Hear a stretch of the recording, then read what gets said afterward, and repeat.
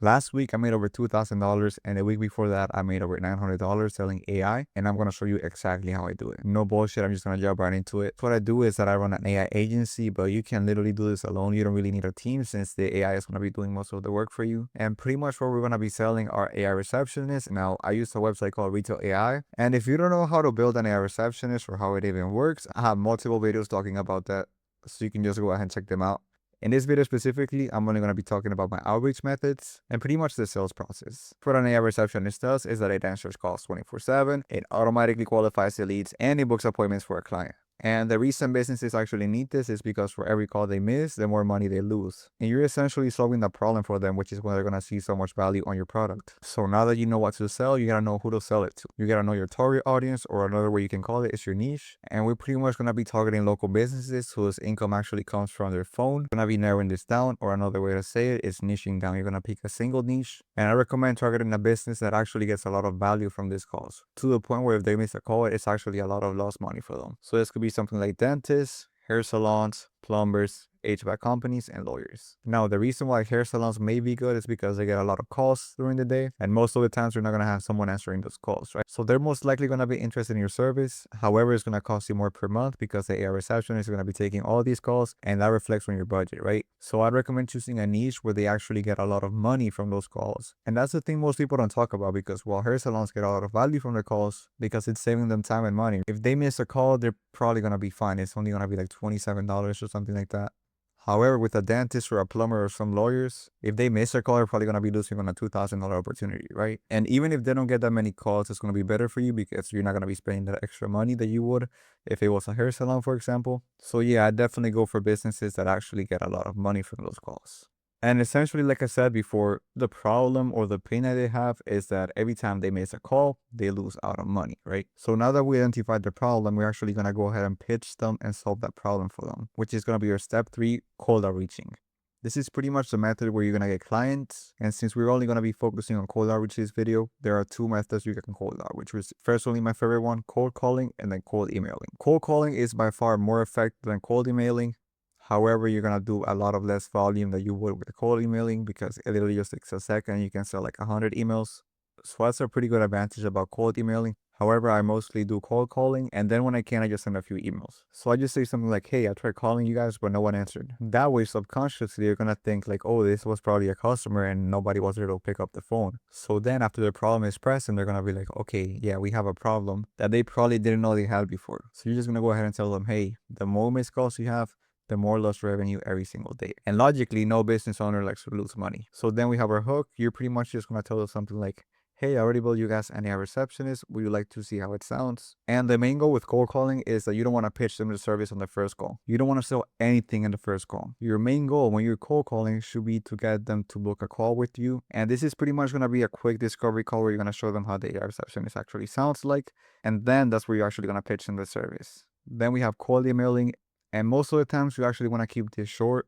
It is proven that the longer you make the email, the less likely they're going to read it. Because put yourself in their shoes. If you're a business owner, you barely have time, you're not going to go and read a whole fucking paragraph of a guy you don't even know. So the first line should be something personalized about their business. I usually like to incorporate the business's name.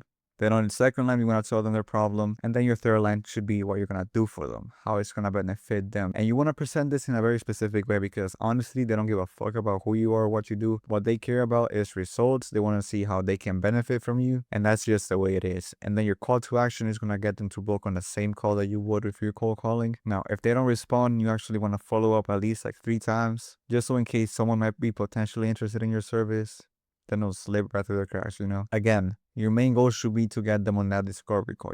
You really want to book that call. So then after you get someone on that call, usually I don't really like to sound too salesy. I don't want to be too pushy in these calls. So the first thing I do is ask them questions about their business and see if it would even make sense for them to work with me. I'm not really desperate to sell them anything. They're going to be the ones benefiting from my service. I'm not going to be the one benefiting from them, right? Then you want to show them the demonstration of how the AI actually sounds like and how we can book appointments. You're pretty much going to build them a custom demonstration of how the AI sounds like, and then they're going to call the number and they're going to hear it themselves.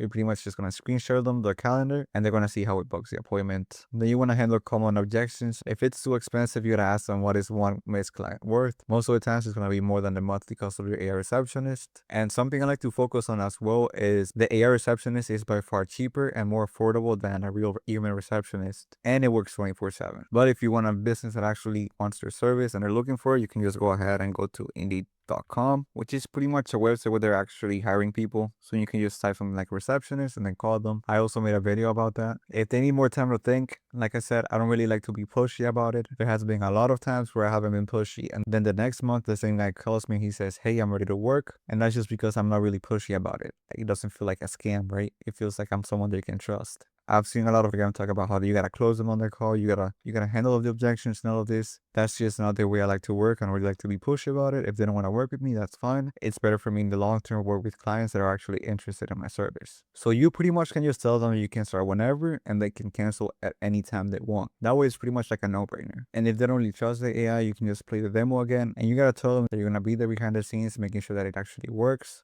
and that it's properly doing its job. So after that, you can just go ahead and close them. Now let's talk about pricing. And the way I personally do it is that I charge a setup fee and then I charge a monthly retainer. The setup fee is just a one-time charge for building the AI and customizing it for their business. And then the monthly retainer is pretty much just a recurring charge every single month for keeping the AI running for them. Now here I pretty much do an inverse because most of the times, usually it is the setup fee that is more expensive. However, it is way better for me to keep the monthly retainer as high as possible because that's where I get the most profit from. So you can usually get away with charging all the way from $300 to $800 for a setup fee, and then a monthly retainer from $500 to $3,000 a month. And the reason I don't like to go beyond $3,000 a month is because around $3,000 a month is what an actual human receptionist costs.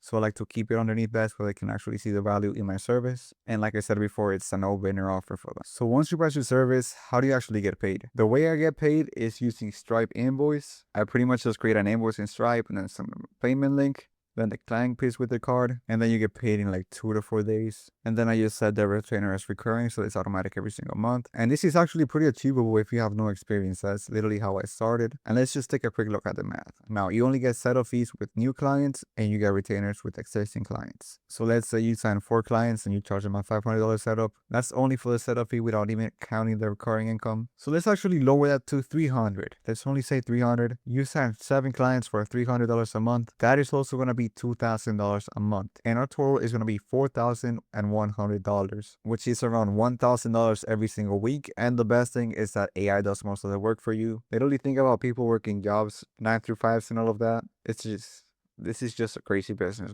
So assuming you're only going to charge $300, if you get 10 clients on a retainer, that's around $3,000 a month. If you get 15, that's around $4,500 a month. And that's exactly how you can hit around $2,000 a week. So yeah, that's pretty much the whole process. If you're actually serious about this and you want to learn more about it, you can just check the link in the description and you can get access to my community. There I'm going to go over the legal protection or legal stuff you need to know, the client onboarding, like what do you actually do after you get paid, and the backend setup, like how it's going to look like. You can also connect with people doing the same thing as you. And if you got any value out of this video, all I ask for you is that you like and subscribe.